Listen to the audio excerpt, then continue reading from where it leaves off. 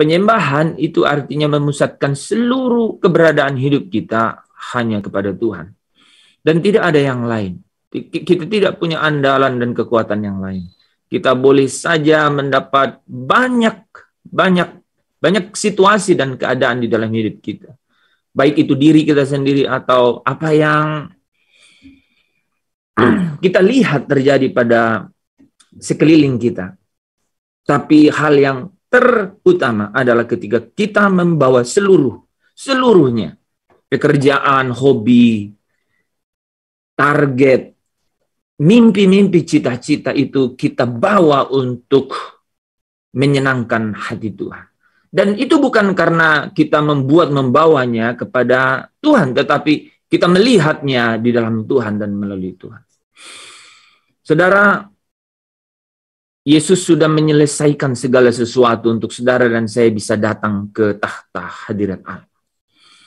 Dia yang menjadi pokok keselamatan. Dialah yang menjadi yang sulung dari banyak saudara. Dialah yang menjadi perantara imam perjanjian yang baru itu. Dia berkata, mari ikutlah aku. Engkau akan kujadikan, engkau akan kuubahkan. Engkau akan kujadikan, engkau akan kuubahkan. Jalan selamat, dialah jalannya. Saudara, menjalani jalan Yesus via dolorosa, menjalani jalan keselamatan yang diberikan oleh Allah melalui Yesus Kristus, itu sebenarnya saudara, sama persis dengan kesediaan kita, kerelaan kita untuk memberi diri didandani oleh Allah. Agar kita semua menjadi, apa saudara? Anak-anak Allah. Kita diberi kuasa untuk menjadi anak-anak Allah. Jadi Allah sebenarnya rela untuk mendandani kita, untuk memproses kita. Tapi yang menjadi pertanyaan, apakah kita mau? Jika kita mau, maka kita harus, saudara, memberi diri, merelakan diri untuk diperbaharui. Tuhan, aku rela mengosongkan bejana jiwaku ini dari semua keinginan yang lain. Kita harus memperbesar kapasitas diri kita, ya, kemampuan diri kita. Kita harus membawa diri kita untuk rela diubahkan oleh Tuhan. Nah, saudara yang dikasihi Tuhan, ada dua kebenaran yang sangat terkait dengan hal ini. Bagaimana kita dapat dibaharui untuk rela, ya, didandani oleh Tuhan untuk menjadi anak-anak Allah, menjadi teknon, saudara. Ya, yang pertama adalah Allah tidak memiliki anak yang tidak berkenan kepadanya. Allah tidak memiliki anak yang tidak berkenan kepadanya. Jadi semua orang percaya, orang Kristen, ya, yang menjadi anak Allah harus berkenan, ya. Maka Tuhan Yesus berkata, kamu harus sempurna seperti Bapamu di surga sempurna. Kita harus rela diubah untuk menjadi sempurna supaya kita bisa berkenan di hadapan Allah. Yang kedua adalah semua anak-anak Allah, saudara. Roma 8 ya ayat 17. Itu akan dimuliakan bersama-sama dengan Tuhan Yesus. Jadi bukan hanya masuk surga, melainkan juga apa? Sampai kepada Bapa. Bersama dengan Bapa, dalam persekutuan dengan Bapa, menjadi anggota keluarga kerajaan Bapa, kerajaan Allah. Saudara, hal ini berbicara lain juga kepada kita. Kalau kita sudah tidak merindukan untuk bersama-sama dengan Bapa, ya. Kalau kerinduan itu tidak dengan sangat, ya, kita merindukan Bapa, merindukan rumah Bapa, ya. Maka saudara, kita sebenarnya tidak memandang bahwa kebersamaan dengan Bapa itu dan kerajaannya itu menarik. Ya, beberapa saat yang lalu saya bilang, kalau kita tidak merindukan untuk pulang ke rumah Bapa, kita sebenarnya sedang mengkhianati Bapa. Kita tidak sedang memiliki kasih di dalam diri kita mengenai Bapa. Dan kalau saudara dan saya tidak memiliki kasih Bapa di dalam diri kita, maka yang ada adalah persahabatan dengan dunia ini. Jadi kita harus selalu merindukan Bapa, merindukan rumah Bapa, ya. Dan kerinduan itu, saudara, itu harus selalu kita bawa dalam hidup kita sehari-hari. Harus menjadi agenda tunggal, menjadi warna, menjadi irama dalam hidup kita.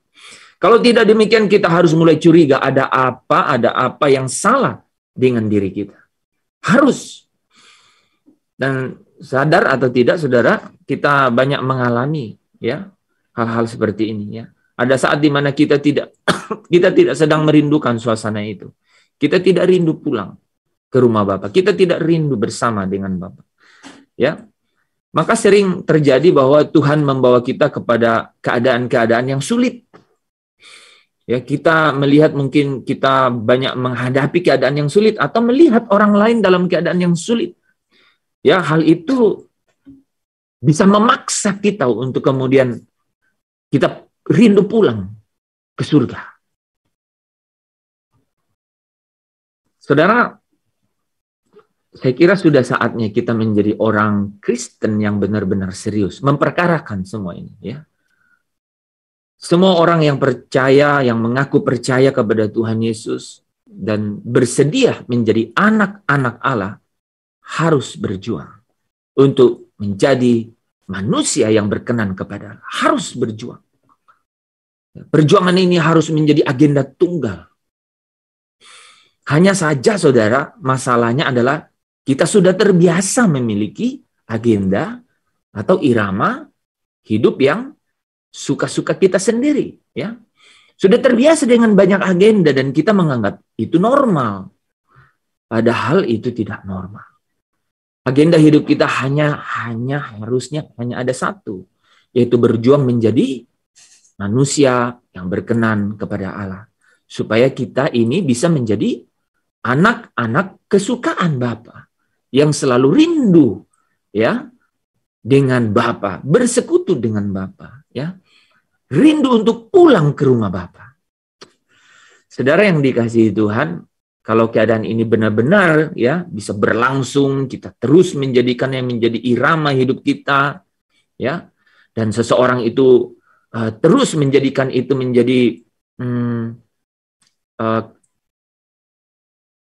suasana batinnya, saudara, maka seseorang itu dapat mengalami perubahan secara benar dan signifikan.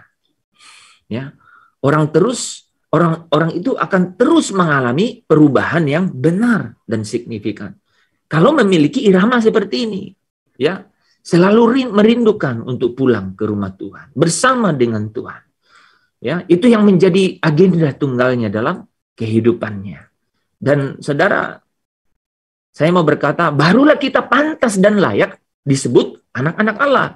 Kan kemarin-kemarin kita sering diskusi ini kan. Ya, saya ini udah anak Allah yang seperti apa gitu ya. Nah, malam hari ini saya mau mengambil satu momen untuk membuat satu pencerahan gitu. Sesungguhnya kita baru pantas dan layak menjadi anak Allah kalau kita memiliki kerinduan untuk bersama-sama dengan Allah, ya.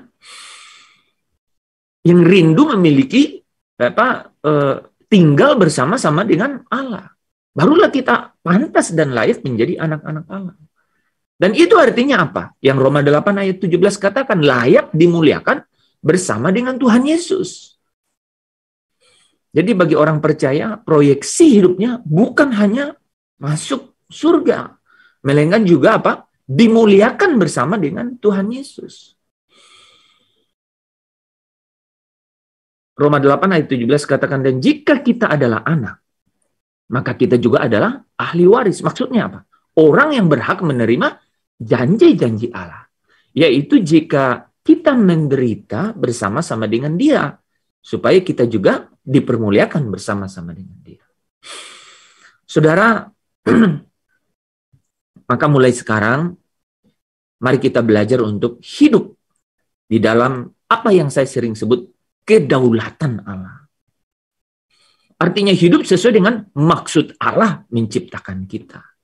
To center your life around Him. Memusatkan seluruh kehidupan kita kepada Dia. Gitu.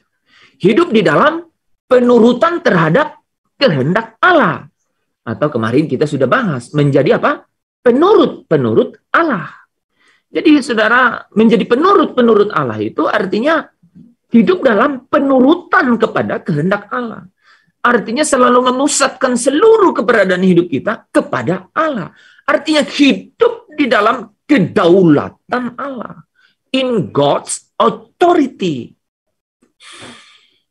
Saudara, tragis apabila kita melayani sedemikian rupa, ya. Namun kita tidak berubah. Kita tidak menjadi anak kesukaan Bapa. Kita tidak menjadi berkat bagi sesama.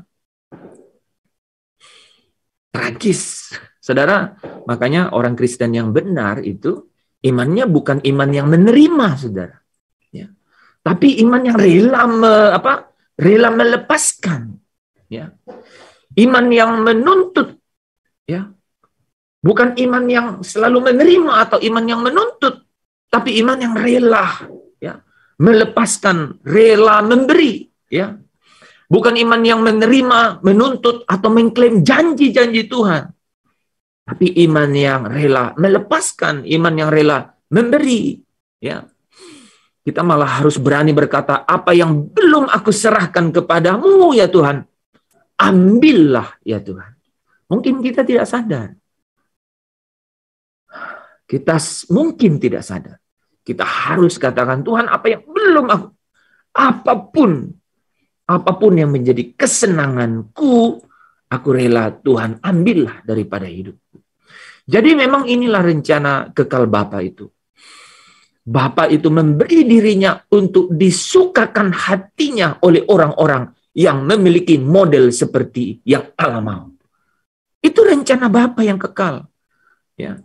Yaitu memberi dirinya untuk disukakan hatinya oleh orang-orang yang memiliki model seperti yang Allah mau, yang berkenan kepada dia, yaitu anak-anaknya, yang serupa dengan dia.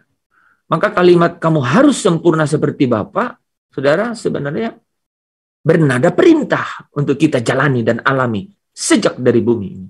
Bukan menunggu nanti di kekekalan. Hal menjadi sempurna sebenarnya bukan sesuatu yang mistik, sesuatu yang fantasi yang tidak bisa diraih, atau sesuatu yang melampaui pikiran kita. Ketika Yesus berkata, hendaklah kamu sempurna, maka itu artinya itu mungkin dilakukan. Ketika kita dijahati orang tapi kita tidak membalas, kita sedang bergerak untuk menjadi sempurna. Dan itu membuat Bapa menjadi disukakan.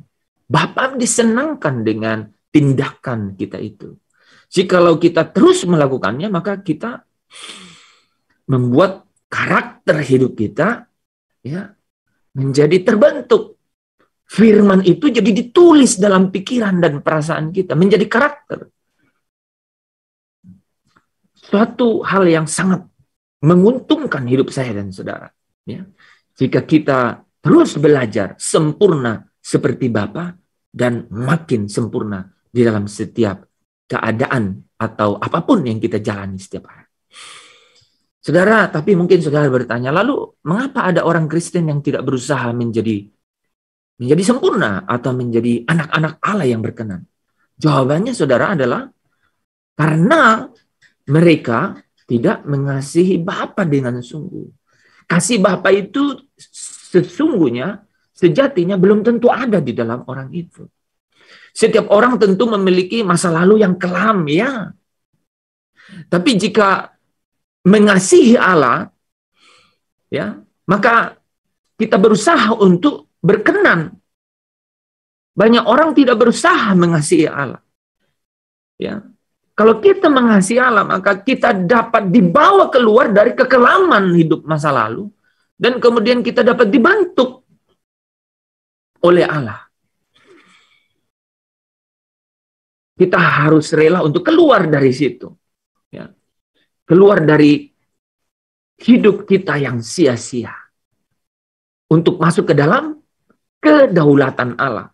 Untuk dapat dibentuk oleh Allah. Ya, ini adalah kesempatan. Jangan sampai kita kehilangan kesempatan itu. Ya. Kalau orang punya nurani yang baik, saudara, setelah menyadari betapa besar kasih Allah kepada dia, dengan melalui Yesus Kristus putranya yang tunggal itu, menebus, ya, hidup kita melalui darah yang mahal, maka seharusnya memberikan diri, rela untuk dibentuk. Oleh karenanya bagi orang yang mau ikut Yesus, ya, uang pangkal atau bayaran utamanya saudara adalah melepaskan segala sesuatu. Orang harus punya iman untuk bukan menerima atau menuntut, ya, atau mengklaim janji-janji, tapi iman yang menerima, ya, iman yang rela melepaskan, ya, menerima pembentukan Tuhan, menerima untuk didandani oleh Tuhan. Dengan cara apa? Melepaskan apa yang menjadi agenda pribadi, agenda diri sendiri. Dari situ Allah dapat membawa kita ke dalam kedaulatannya, yaitu diciptakan dibawa kepada sesuai dengan sejak awal bagaimana kita diciptakan, yaitu untuk menjadi penurut Allah, menjadi penurut Allah, hidup dalam penurutan kepada kehendak Allah, menjadi anak-anak Allah. Saudara, kalau kita sudah tidak merindukan rumah Bapa, tidak memandang bahwa kebersamaan dengan Allah Bapa itu menjadi tujuan dan agenda kita satu-satunya, yaitu hal yang paling menarik dalam hidup kita. Ingat kata-kata saya, kita harus mulai curiga.